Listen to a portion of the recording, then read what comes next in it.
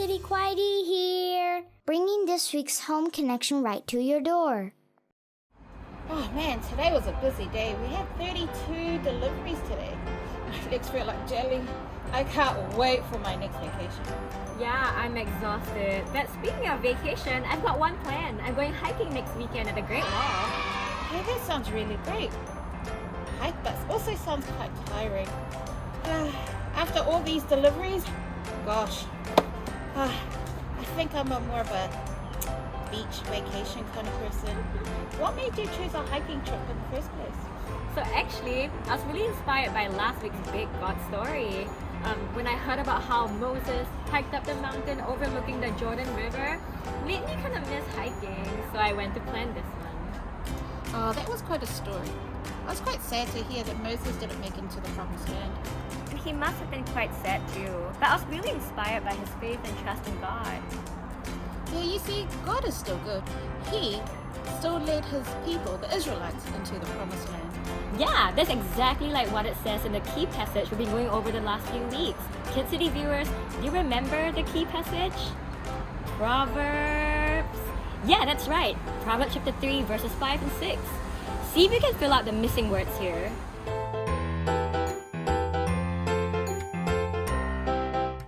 Did you get it all correct?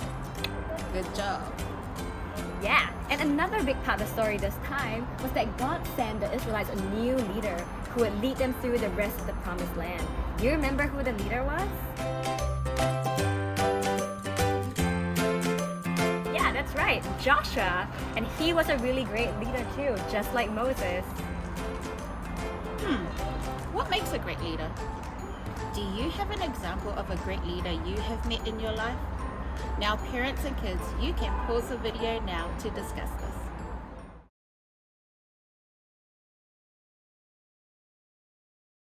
Great sharing. And do you know who the best leader of all time is? Yes, Jesus.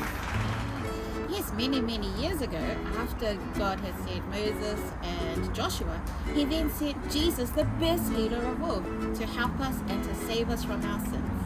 I have a final question for you. I'm sure you know the answer, but just checking. What does it mean to sin? Of course I know the answer. And I bet you our KidCity friends know too. To sin is to think, speak, or behave that goes against God and his commands. It's quite hard, isn't it? Even our bad thoughts count as sin.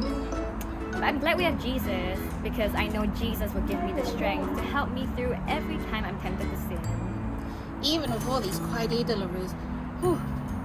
Yeah, though speaking of, we have one more delivery to make before we can finally call it a day. So I think we better go. I think so. Bye guys!